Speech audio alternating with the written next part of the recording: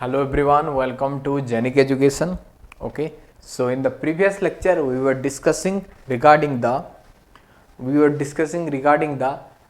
torque expression, the expression for torque, and also we discussed the torque slip characteristic. Also we discussed the maximum torque, starting torque, and what is the conditions for maximum torque at starting. So all these things we have already discussed in the previous class. So in the today's class we will be focusing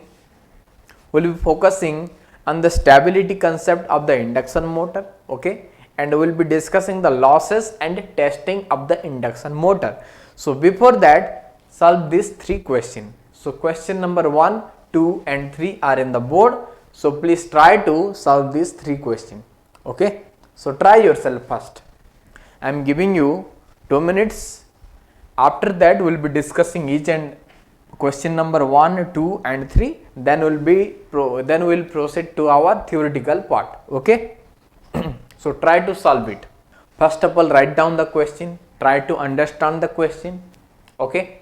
This concept has already been I have already been taught to you. Okay. This is nothing new. Nothing new in this. मैं आप लोगों को already पढ़ा चुका हूँ. So the first question is, when the supply voltage for induction motor is reduced by 10%. अच्छा, तो supply voltage reduced हो रहा है, correct. The maximum running torque will be nearly. Okay, right. So what you know? यहाँ पे क्या दिया गया है, क्या पूछा गया है? First of all, maximum torque के बारे में पूछा गया है.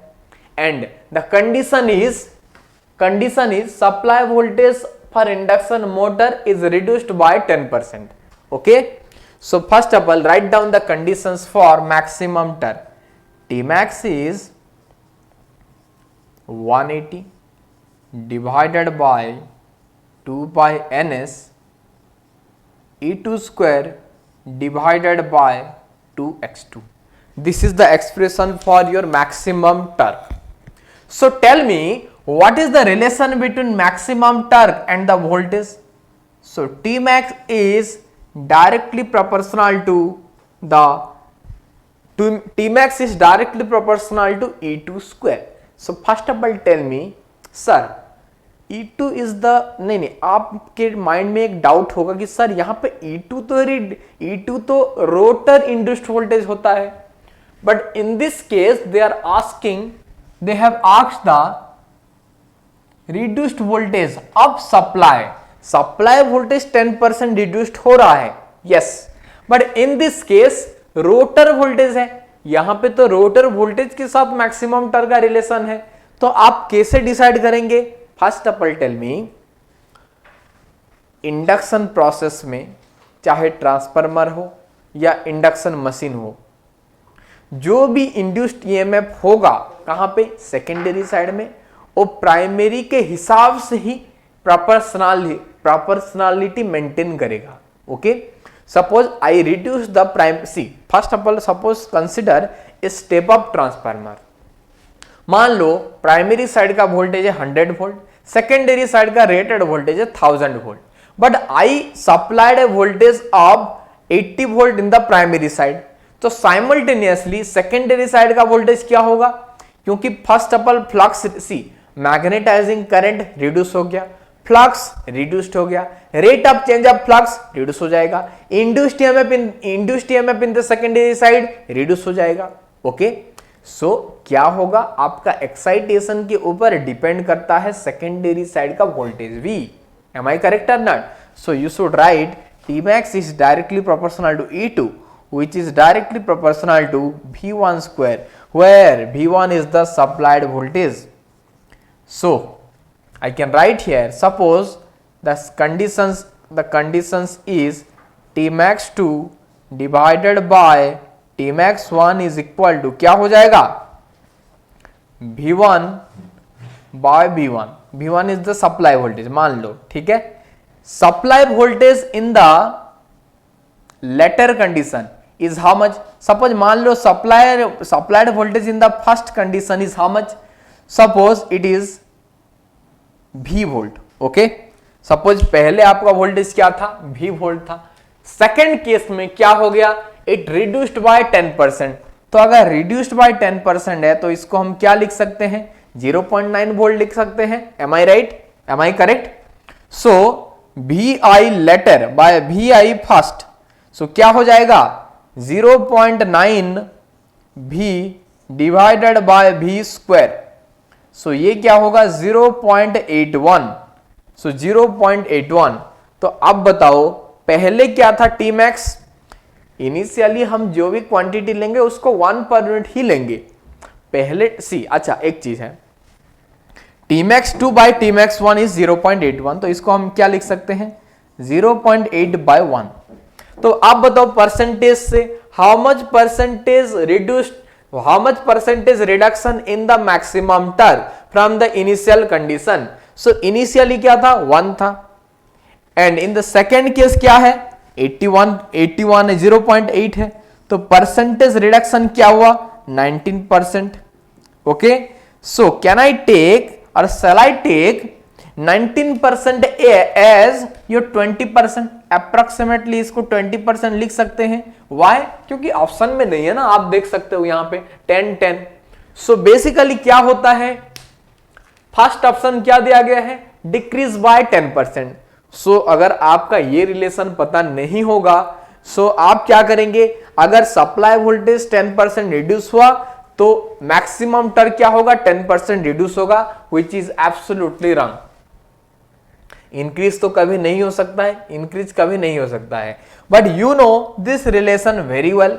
सो क्या आएगा इसका answer 19%, but in this question 20% has been given, so the correct answer would be option C. Right down, hence the correct option is C. So first question is over, first question is done, which is of course a simple one. Now come to the second question. क्या होगा इसका answer, क्या होगा, slip rings. Slip rings आप पढ़ चुके होंगे DC machines में। तो स्लिप रिंग्स क्या होता है, कौन सा मटेरियल होता है, वो एक इंसुलेटर मटेरियल होता है।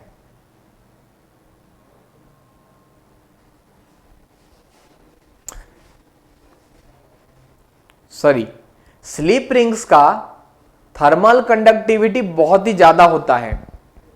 ओके, स्लिप रिंग्स का थर्मल कंडक्टिविटी बहुत ही ज्यादा होता है, क्योंकि वहां पे फ्रिक्शन होता है। ठीक है, वहां पे फ्रिक्शन होता है किसके साथ, slip ring is connected to your metal ring, sorry slip rings are connected to your outside lead which is a conductor, and slip ring is connected to the rotating part. So अगर rotating हो रहा है, इसका meaning क्या है, वहां पे friction होगा। तो फ्रिक्शन अगर होगा वहीं पे उसका हीट जनरेट होगा, तो थर्मल कंडक्टिविटी हाई होना चाहिए। Okay, so what is the material of the slip rings in an induction machine. Induction machines का What is the material of slip rings in an induction machine? क्या है ये, carbon होता है, नहीं carbon नहीं होता है, carbon in case of your DC machines. Okay, carbon in case of DC machines होता है, निकेल नहीं होगा, मैंगनीज नहीं होता है। The correct answer is phosphor bronze, the correct answer is phosphor bronze. Okay, it is used, हाँ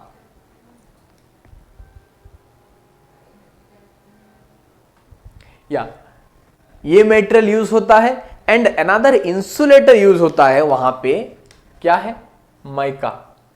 mica insulator use होता है in between slip, just minute, in between slip rings and your जो भी आपका rotating part होता है, right, वहां पे एक इंसुलेटर यूज होता है, that is called your mica. या and slip ring is phosphor bronze, and the insulator used between your slip rings and the shaft of the induction motor is mica. It is an insulator. Okay, correct है? So the question 2 is over now. Question 2 is also over. Remember, carbon कहां पे use होता है, DC machine में। Induction machine में phosphor bronze use होता है। Okay, now come to question number 3। increasing the air gap of a squirrel cage induction motor would result in increasing the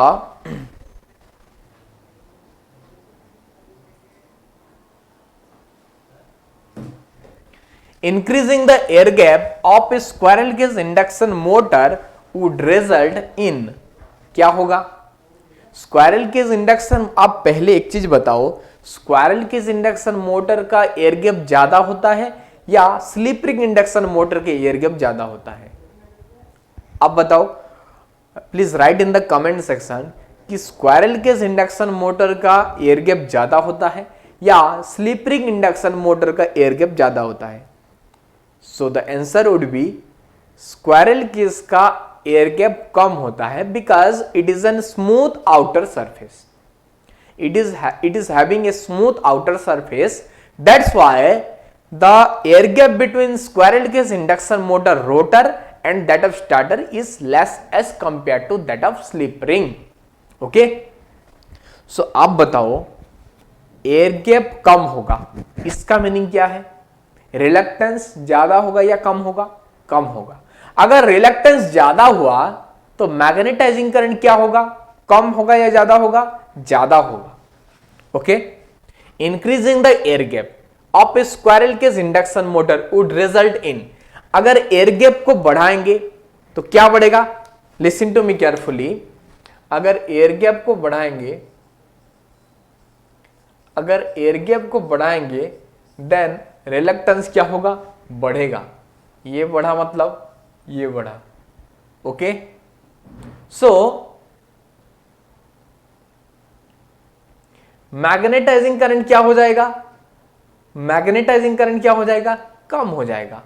ठीक है, मैग्नेटाइजिंग करंट क्या होगा? कम होगा. अगर रिलक्टेंस बढ़ गया तो मैग्नेटाइजिंग करंट क्या होगा? कम हो जाएगा. Right? Increasing the air gap, listen to me carefully, just a minute.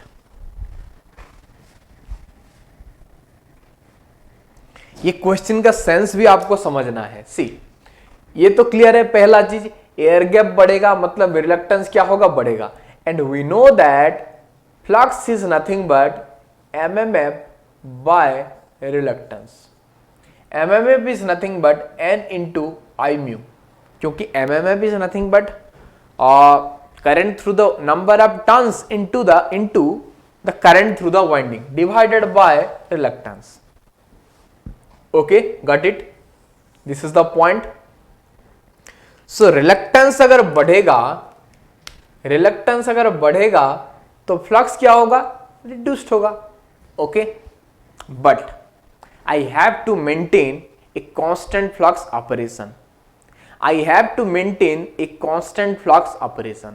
In order to produce the rated torque. In order to produce the rated torque, I must have operate the induction motor at constant flux, rated flux. मुझे क्या चाहिए?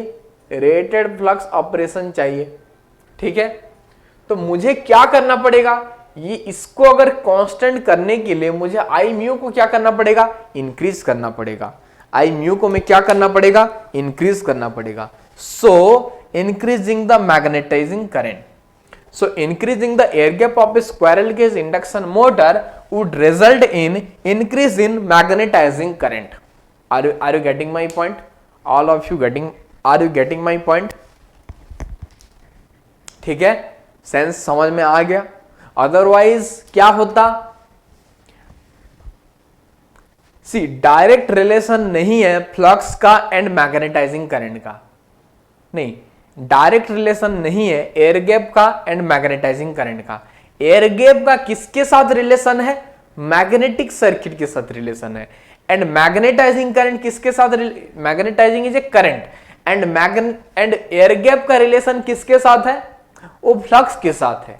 तो ये relation से आप derive कर सकते हैं तो कि मैग्नेटाइजिंग करंट क्या होना चाहिए. ठीक है, are you getting my point?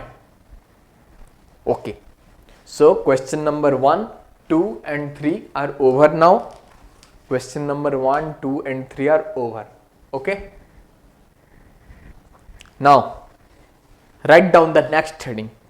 So write down the next heading.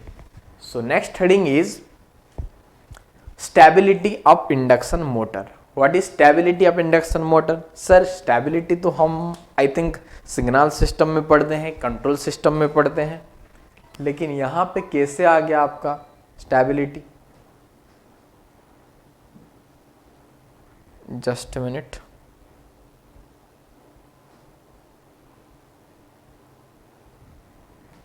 Stability of induction motor, right? ठीक है. Question number 1, 2, 3 is are over now.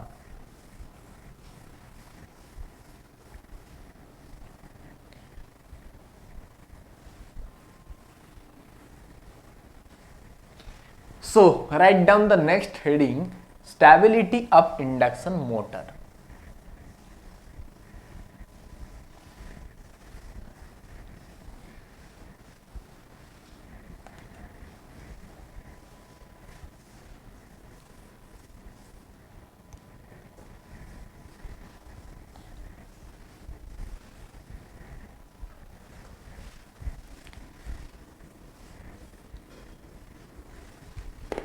So how are the classes for induction motor? Tell me. I think another 3 more classes is required to complete the entire induction motor. Okay? As I told you, मुझे total 7 classes चाहिए induction motor को complete करने के लिए. So this is the 4th class. So I need another 3 more classes for speed control and starting up induction motor. Okay?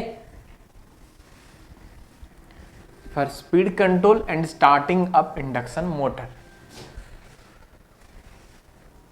Okay, correct? So write down the next heading, stability of induction motor.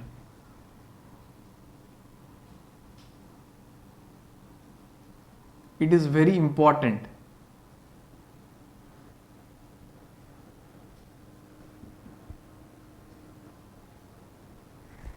Okay? So first of all tell me, आप stability मतलब क्या समझते हैं? आप stability मतलब क्या समझते हैं? पहले आप बताओ. फॉर इलेक्ट्रिकल लोड, अगर कोई लोड है, लोड का मेन काम क्या है? Definitely it will be demanding some power. So what is the power? That is apparent power which is given by real power plus reactive power. It is the power demanded by the electrical load. ये क्या है? Load demand कर रहा है. ठीक है. So this demand must be fulfilled. This demand must be fulfilled by a electrical source.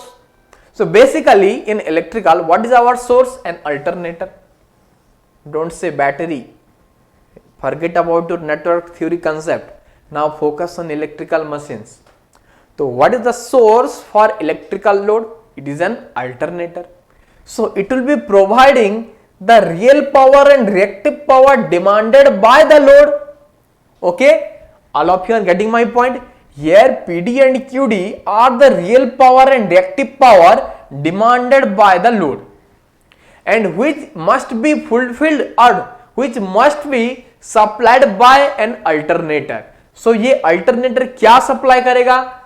It will supply reactive power which is PS plus JQS. PS plus JQS. So PS मतलब क्या है? It is the real power supplied by the alternator.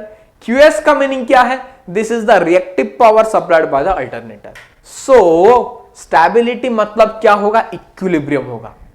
बहुत ही सारे concept interlinked, तो equilibrium होगा. सो equilibrium means क्या है? It is the equilibrium between the real power and also the reactive power. So क्या होगा अल्टीमेटली? आप बताओ. PS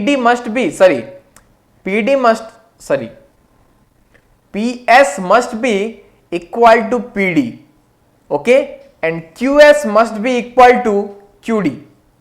आप बताओ यहां पे कौन सा चीज वेरिएबल है? रियल सी लोड एक वेरिएबल चीज होता है, load is not at our control, load is at the control of the customer. So load is a variable one. So real power and reactive power demand is a variable one. So उसके हिसाब से क्या change होगा? The real power and reactive power supplied by the this alternator, ये change होगा. Am I correct?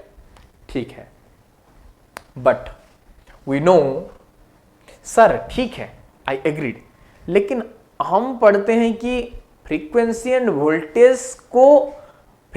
And voltage अगर control करेंगे then उसको स्टेबिलिटी बोला जाता है. Yes, I agree. बेसिकली क्या है, real power is a function of both rotor angle and voltage. Okay, real power is a function of rotor angle and voltage.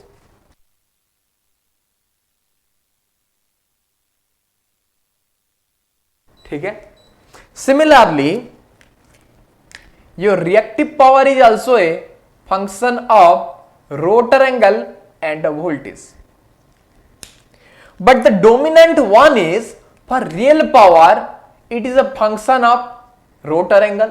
So simply I can write here real power is a function of rotor angle, and in the next case I can write here reactive power is a function of voltage.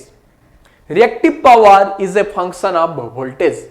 okay, so आप जो भी, अच्छा एक चीज बताओ, ठीक है, यहां तक समझ में आ गया होगा.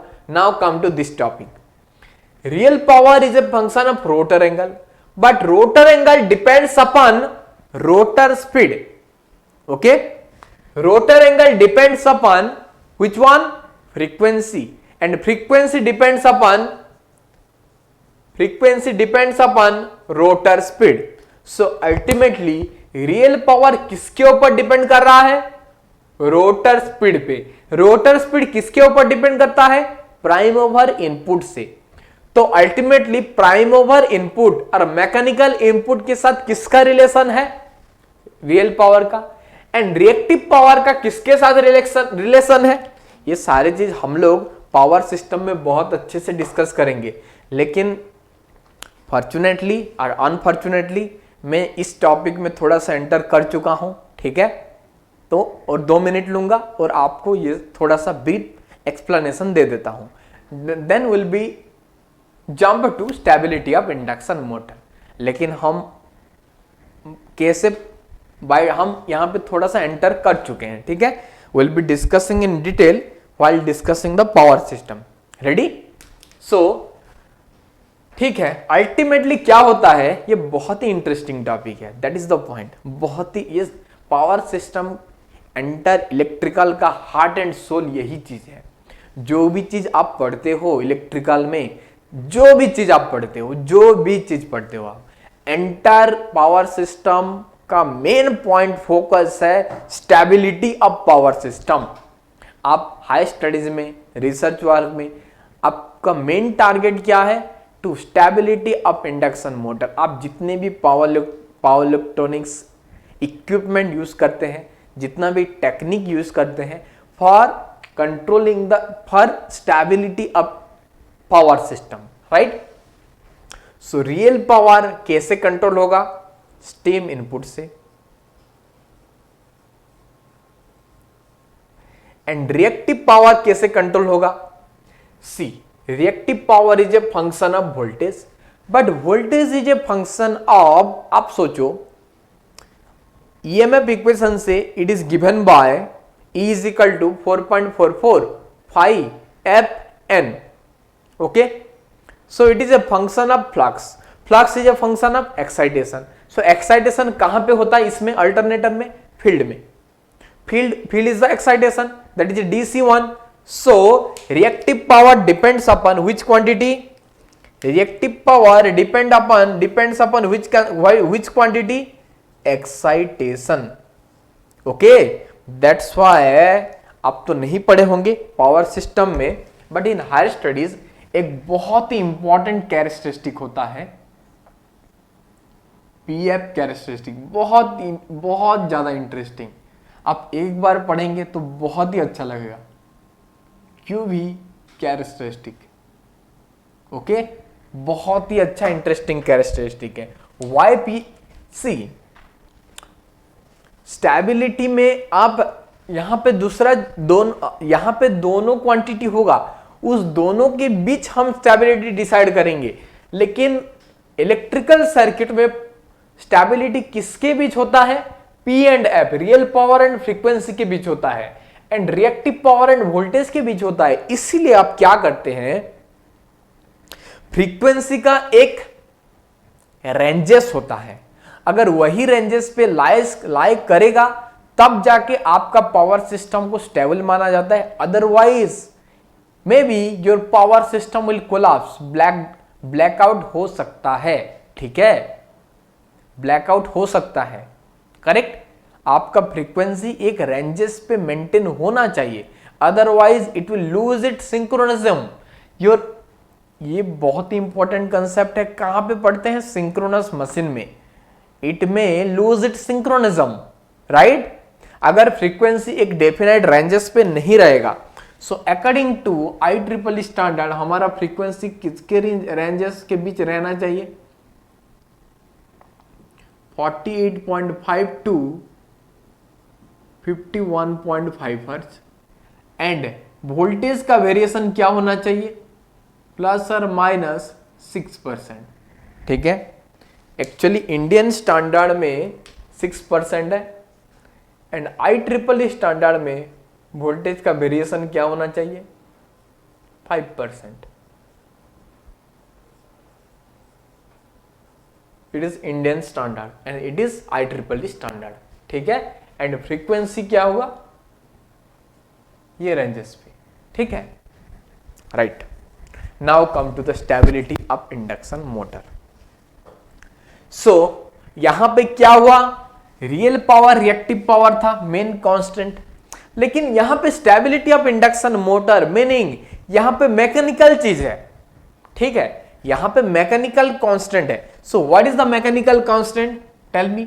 Suppose this is your induction motor, suppose this is your 3-phase induction motor which is magnetically coupled to a mechanical load. So क्या होगा? It will be rotating at a particular speed. मान लो स्पीड है आपका W omega, and load torque is suppose a TL. So for stable operation, what must be the electromagnetic torque? So the electromagnetic torque supplied by the induction motor must be the load torque, so that the operation would be stable. Okay, so this is the condition for stability. This is the basic condition for stability. जैसे कि यहां पे basic condition क्या था? ये था आपका, this was the basic condition of stability, but hiddenly आपका क्या रहेगा? ये है आपका स्टेबिलिटी का कंडीशंस, हिडन फॉर्म में है। सिमिलरली स्टेबिलिटी का हिडन कंडीशंस क्या है? टॉर्क स्लिप कैरेक्टरिस्टिक से आता है। ये कहां से आता है? हिडन कंडीशन स्टेबिलिटी कहां से आएगा? ये टॉर्क स्लिप कैरेक्टरिस्टिक से आएगा। So already in the previous class we have discussed the torque slip characteristic of the induction motor. Correct है? The torque slip characteristic of the induction motor. This is your torque, this is your speed axis. So क्या हुआ था यहाँ पे? This is the torque slip characteristic. ये आपका slip है 1, यहाँ पे स्लिप है 0, यहाँ पे स्लिप है SM, एंड ये है आपका मैक्सिमम टॉर्क। ये है आपका मैक्सिमम टॉर्क, राइट। ये है आपका maximum torque.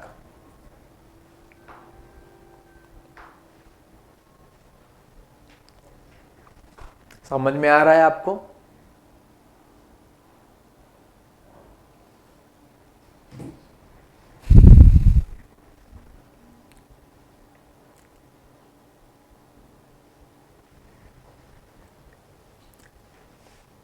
Okay. So let me tell you another important thing. So क्या है, अगर लोड टर्क इंक्रीज करता है, रोटर स्पीड क्या होगा, रोटर स्पीड क्या होता है, डिक्रीज होता है. How, you have to write in the comment section. नहीं तो हम इसको कभी नेक्स्ट क्लास में डिस्कस करेंगे. नेक्स्ट मतलब कोई भी मशीन में हम डिस्कस करेंगे. Okay, don't about that. Basically हम इसको सिंक्रोनस में डिस्कस करेंगे. अगर आप कमेंट सेक्शन में नहीं बताए तो इसको हम सिंक्रोनस मशीन में डिस्कस करेंगे. बट लोड टर्क इंक्रीज होता है, बेसिकली रोटर स्पीड क्या होगा, डिक्रीज होगा. That is the characteristic between torque and load, sorry torque and speed, right. So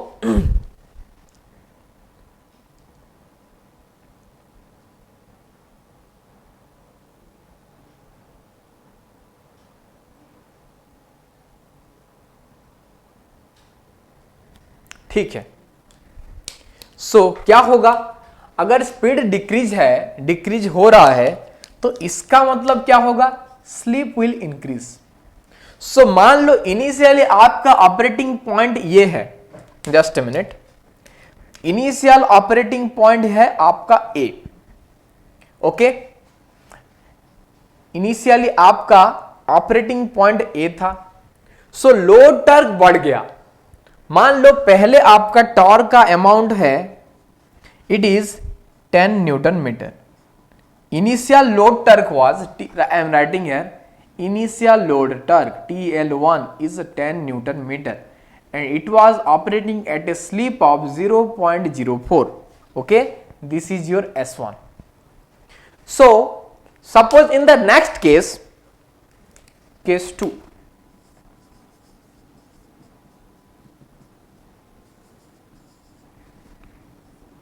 case 1, suppose in the next case torque increased, mechanical load increased. इसका meaning क्या है, load torque must be increased to make the operation stable. So suppose it is increased to 12 newton metre and the point here is B. तो आप बताओ, load Turk अगर increase करेगा तो speed क्या होगा, फॉल होगा. स्पीड अगर फॉल होगा तो स्लिप क्या होगा, इंक्रीज होगा. तो ये कहां पे आ जाएगा, B will be nothing but this point S2.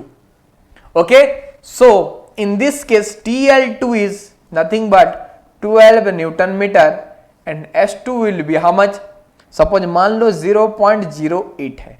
ठीक है, क्योंकि S2 must be greater than S1, so S2 बढ़ गया यहां पे. ठीक है, now suppose the load torque further increased. Okay, suppose the load torque further increased to how much, 15 Newton meter and this point is C. So according to this condition, अगर load torque बढ़ेगा, rotor speed क्या होगा, कम होगा. Rotor speed अगर कम होगा, slip क्या होगा, बढ़ेगा. So write down the case 3 here.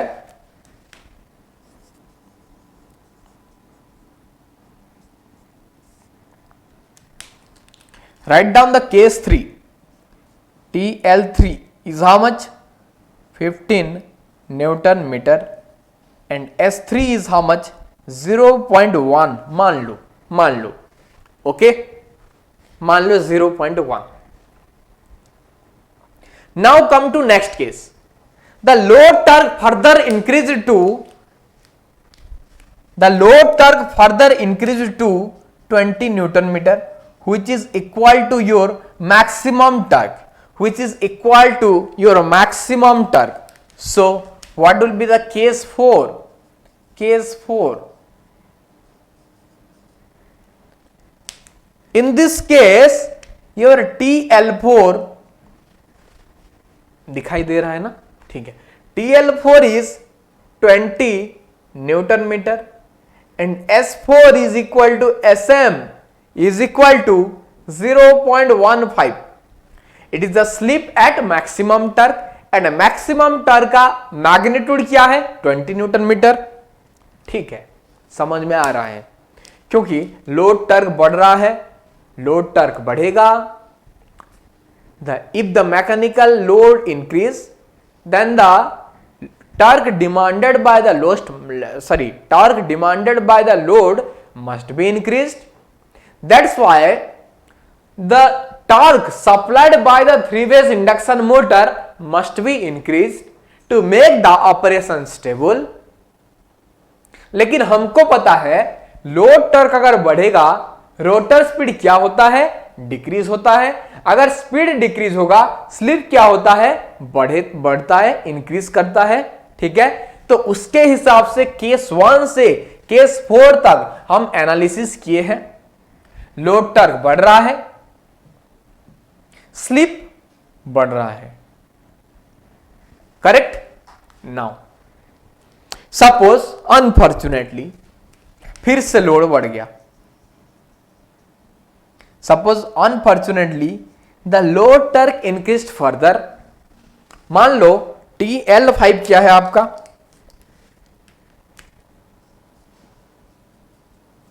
25 newton metre. TL5 is 25 newton metre. Okay, so मैं लास्ट क्लास में डिस्कस किया था, ये TL5 इंडक्शन मोटर का कैपेसिटी के बियॉन्ड है, तो ये ऑपरेट हो पाएगा?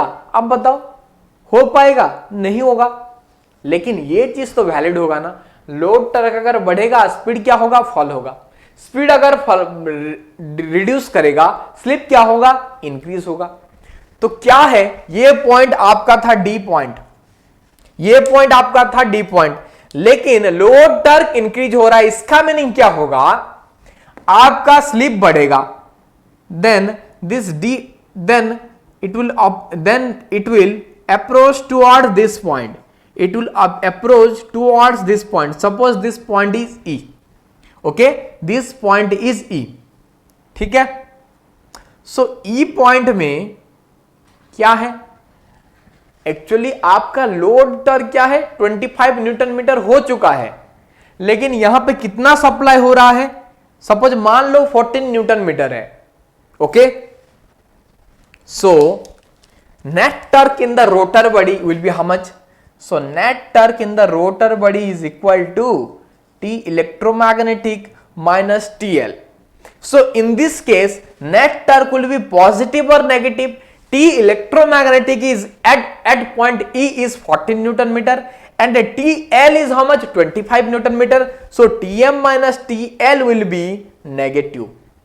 So if the net torque in the rotor body is negative, then write down an important thing, then rotor will undergo, क्या होगा, deceleration. So rotor will undergoes deceleration, ठीक है। So the rotor body will undergoes deceleration if the net torque would be negative. Deceleration means rotor का speed fall होगा, rotor का speed अगर fall होगा, slip क्या होगा, इंक्रीज होगा। तो स्लिप अगर इंक्रीज करेगा, then this E point will approach towards which one, this point, this point, this point, this point. Finally it will reach to S equal to 1 or N is equal to 0. So N equal to 0 का meaning क्या होता है, rotor stop हो जाएगा, rotor क्या होगा, stop हो जाएगा।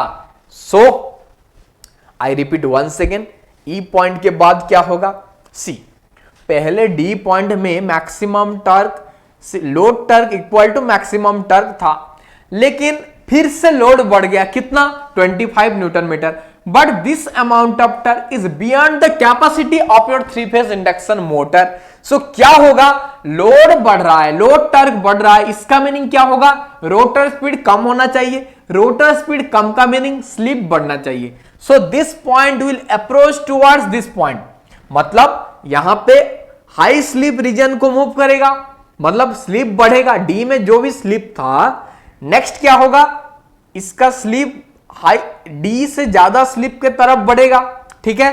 तो अगर बढ़ रहा है, मान लो एक कोई भी इंस्टेंट ई में हम ऑब्जर्व किए, एंड ई इंस्टेंट में अब एक चीज बताओ, net torque on the rotor body क्या होगा, net torque in the rotor body का फॉर्मूला क्या होता है? नेट टर्क क्या होता है?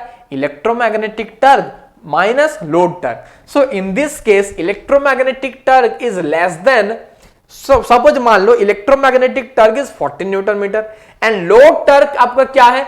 25 newton metre. So net torque is negative. So net torque is negative meaning the rotor will undergo deceleration. So decelerate होगा, स्पीड कम होगा. स्पीड अगर कम हो रहा है इसका मीनिंग क्या है? स्पीड अगर कम हो रहा है इसका मीनिंग क्या है? स्लिप बढ़ रहा है. So the motor will enter towards high slip region. मतलब slip will keep on increasing. The slip will keep on increasing. And finally ये कहां पे पहुंचेगा? S equal to 1. सो S इक्वल टू 1 का मीनिंग क्या है? रोटर विल स्टॉप, क्योंकि n इक्वल टू 0 होता है. S equal to 1 meaning n equal to 0. So rotor will stop. So rotor will stop meaning it is a completely unstable situation.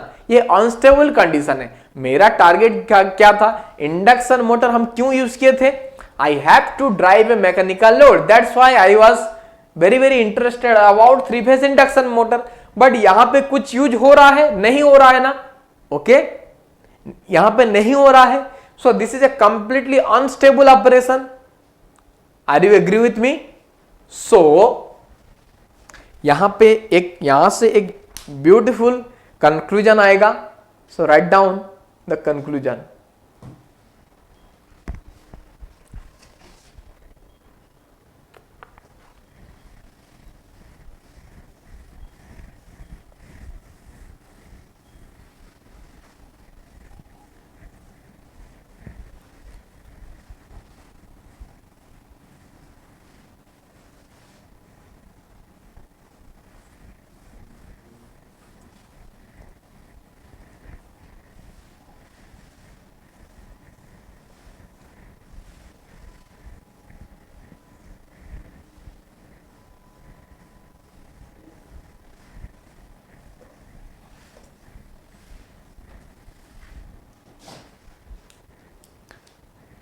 Again, let me draw the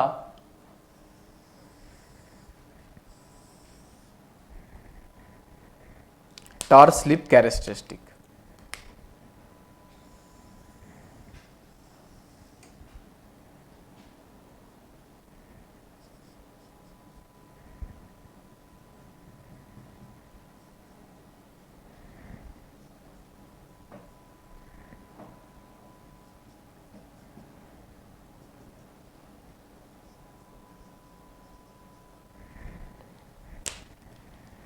so problem कहां पे हो रहा है? Main चीज है load Turk अगर बढ़ेगा slip बढ़ना चाहिए, ठीक है, बट रोटर शुड एक्सेलरेट, लेकिन स्टेबिलिटी कंडीशन सेटिस्फाई होना चाहिए. सो आप देख सकते हैं यहां ये रीजन में अगर ये रीजन में आपका लोड टर्क बढ़ेगा देन डेफिनेटली आपका इलेक्ट्रोमैग्नेटिक टर्क भी बढ़ेगा, क्योंकि लोड टर्क बढ़ने से स्लिप क्या होता है? इंक्रीज होता है. स्लिप क्या होता है? इंक्रीज होता है. स्लिप अगर इंक्रीज करेगा then electromagnetic torque must increase for stable operation. लेकिन ये रीजन में क्या होगा? लोड टर्क बढ़ने से स्लिप क्या होता है? डिक्रीज हो रहा है. सॉरी, लोड टर्क बढ़ने से बाय डिफॉल्ट क्या होगा? स्लिप इंक्रीज करेगा. लेकिन स्लिप इंक्रीज करने से इलेक्ट्रोमैग्नेटिक टर्क क्या हो रहा है? रिड्यूस हो रहा है. यहां पे क्या हो रहा है? इंक्रीज हो रहा है. So definitely this region is your stable region. ये रीजन आपका स्टेबल रीजन है. So if the slip ranges between 0 to SM then it is called to be stable region, otherwise unstable. ये रीजन है आपका unstable.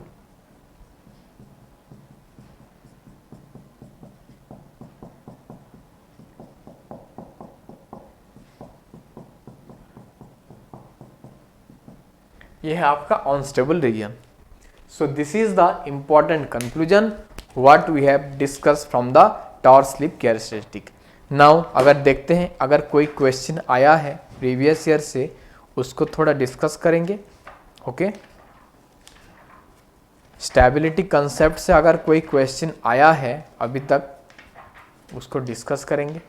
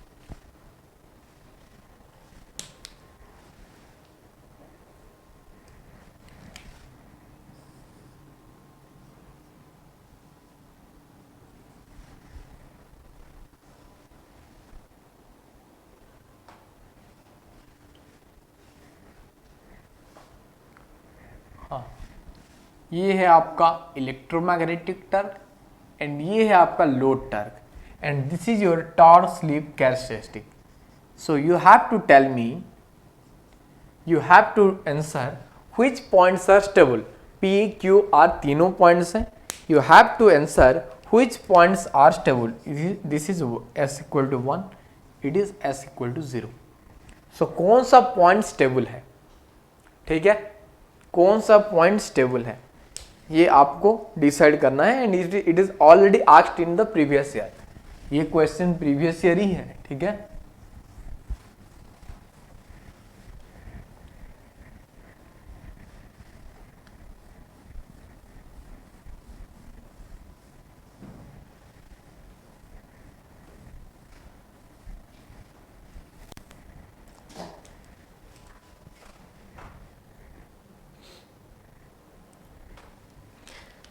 So suppose are point को पहले analysis करते हैं।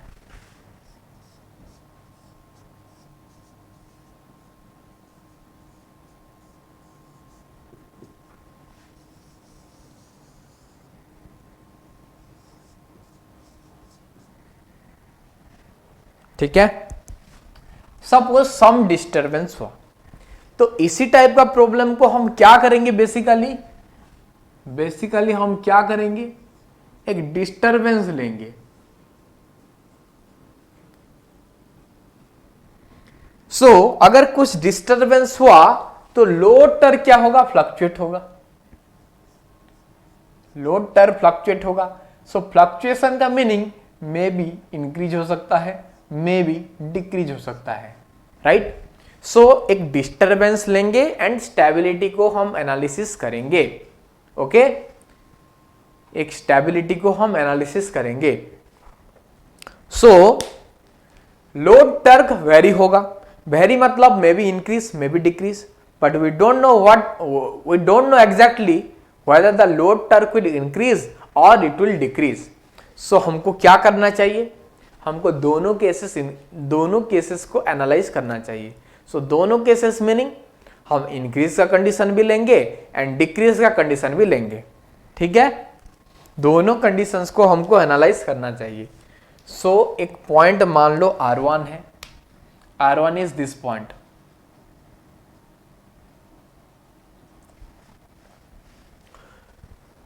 सो R1 पॉइंट पे नेट टॉर्क का वैल्यू क्या है, T net is given by electromagnetic torque minus load torque. Okay, electromagnetic torque minus load torque. So आप बताओ यहां पे लोड टर्क ज्यादा है या इलेक्ट्रोमैग्नेटिक टर्क ज्यादा है? यहां पे R1 पॉइंट पे लोड टर्क का वैल्यू ज्यादा है या इलेक्ट्रोमैग्नेटिक टर्क का वैल्यू ज्यादा है? So you can say sir यहां पे लोड टर्क का वैल्यू ज्यादा है and T net will B negative. So T net अगर नेगेटिव है the rotor body will undergoes deceleration. Okay, so rotor body will undergoes deceleration. Deceleration का meaning क्या है? स्पीड कम होना चाहिए। स्पीड कम होना चाहिए मीनिंग यहां पे क्या होगा? Write down deceleration. स्पीड कम होना चाहिए, स्लीप ज्यादा होना चाहिए। तो अब बताओ स्लीप अगर ज्यादा होना चाहिए R1 पॉइंट डाउनवर्ड जाएगा या अपवर्ड जाएगा? अब बताओ, क्योंकि स्लीप कैरेक्टरिस्टिक ये है, slip is increasing from right to left. Slip is increasing from right to left. Okay, so मेरे एंड ये कंडीशंस के हिसाब से स्लीप इंक्रीज करना चाहिए। इसका मीनिंग क्या है? राइट टू लेफ्ट मूव करना चाहिए। राइट टू लेफ्ट का मीनिंग यहां पे ये कर्व में क्या होना चाहिए? अपवर्ड जाना चाहिए। ओके, सो R1 पॉइंट किसके तरफ जाना चाहिए? R के तरफ जाना चाहिए। सो एक डिस्टरबेंस देंगे, finally it is coming back to the original stable equilibrium point. Finally it is coming back to original stable equilibrium point। इसको हम शॉर्टली क्या बोलते हैं? SEP बोलते हैं। ठीक है, स्टेबल इक्विलिब्रियम पॉइंट, राइट। मान लो फिर से ये है लोड टर्क। हाँ, यहां पे हम दोनों तरफ में एक डिस्टर्बेंस लेना चाहिए। मान लो अभी दूसरा कंडीशन आ गया। ठीक है, यह है आपका R2। So at R2 you can tell me T net will be Tm minus TL। So आप यहां पे बताओ कौन सा ज्यादा है? इलेक्ट्रोमैग्नेटिक टर्क इज मोर और load torque is more? So it will be positive, क्योंकि electromagnetic torque is more. Okay, so electromagnetic torque अगर ज्यादा है so the rotor body will undergoes acceleration. तो स्पीड क्या होगा? इंक्रीज होगा। स्लिप क्या होगा? डिक्रीज होगा। स्लिप अगर डिक्रीज होगा R2 will come towards which point? R। So it is basically coming back to the original stable equilibrium point R। It is basically coming down to stable equilibrium point R। So tell me, so point R is stable, but you have to write in the comment section whether point P and Q are stable or not. Okay, you have to write in the comment section P and Q are stable or not. Okay, मैं बहुत अच्छे से R point को हम समझा चुके हैं। ठीक है, तो आपको P एंड Q के ऊपर कमेंट करना है। Okay, so this is basically stability of induction motor. So this is basically stability of induction motor. मैं ब्रीफली लॉसेस के ऊपर आइडिया दे देता हूं, क्योंकि ट्रांसफार्मर में आप लॉसेस पढ़ चुके हैं ना, that's why no need to discuss losses again. जो एक्स्ट्रा चीज होता है वही बता दूंगा। सो यहां पे भी कोर है, वाइंडिंग है, तो क्या क्या लॉसेस आएगा? Write down.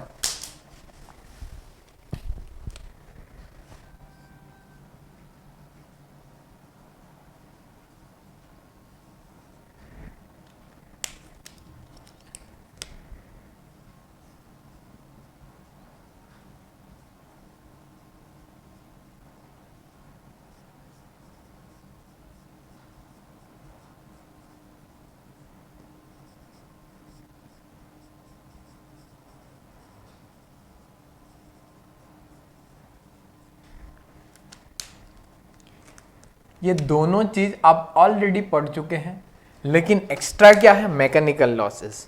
So mechanical losses क्यों आएगा, क्योंकि ये रोटेटिंग मशीन है। ट्रांसफार्मर एक स्टैटिक डिवाइस था, लेकिन ये रोटेटिंग मशीन है, that's why will be discussing the mechanical losses here. So mechanical losses में क्या आता है, windage loss plus friction loss. Friction loss मतलब क्या है, it is the friction between the balls and bearings. क्योंकि देखो एक रोटेटिंग मैकेनिज्म है, रोटेटिंग मैकेनिज्म को स्मूथ करने के लिए क्या यूज होता है, बॉल्स यूज होता है, बेरिंग्स यूज होता है, उसमें हम ग्रीस भी डालते रहते हैं क्योंकि हमको फ्रिक्शन को कम करना पड़ता है, ठीक है। सो फ्रिक्शन लॉस कहां पे होगा, बॉल्स बेरिंग में होगा, ओके। एंड ब्रश में भी होगा, क्योंकि brush is also in contact with the shaft, so brush में भी लॉसेस होता है, ठीक है। एंड वाइंडेज लॉसेस का मीनिंग रोटर कहां पे प्रेजेंट है, एयर गैप में। तो एयर गैप में क्या प्रेजेंट है, एयर प्रेजेंट है, तो वही एयर को ओवरकम करना है किसको, रोटर को। सो वहीं से क्या लॉसेस आता है, वाइंडेज लॉसेस आता है, to overcome the air gap, so this is all about your losses. See iron losses, copper losses, जो भी आप ट्रांसफार्मर में पढ़े हैं वही लॉसेस यहां पे भी रिपीट होगा। So no need to discuss this thing. And mechanical losses क्या है, windage loss plus friction loss, वो क्या होता है मैं ऑलरेडी आपको समझा चुका हूं। And mechanical losses is treated to be constant, almost constant, okay. इसका रीजन आपको कमेंट सेक्शन में बताना है, ठीक है। इसका रीजन आपको कमेंट सेक्शन में बताना है, okay. So thank you all of you for watching this video, and in the next class will be discussing the speed control.